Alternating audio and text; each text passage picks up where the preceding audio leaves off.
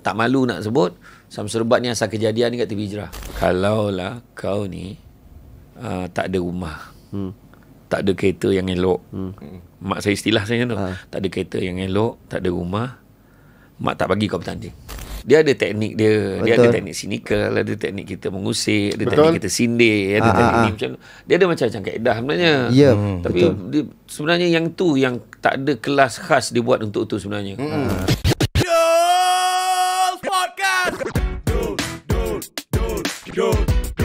Ini cerita diorang berempat. Kembali bersama dengan kami di Dol Podcast. Terima kasih kepada anda yang sedang layan episod yang kali ini di part yang kedua, di mana Dol Podcast ini bersama dengan Abid G, Sueb dan juga Mamat G. Patutnya cakap dalam pidato lah G. Lek sekali. Kau kan ada benda tu. Aku pernah tengok kau pidato. Kau budak you. Cubalah satu. Aku tak tahu pidato tu apa. Opening lagi sekali cepat. Kalau orang kampung aku tak panggil pidato ke debat, bertekak dia panggil.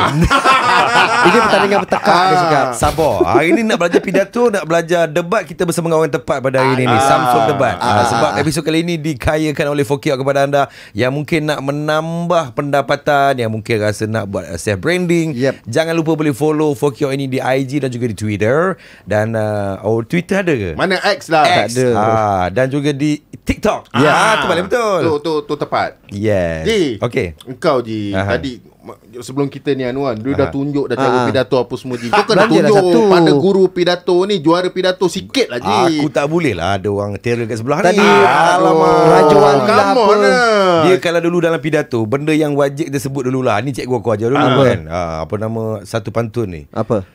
Dia akan masuk, dia akan buat gaya macam ni.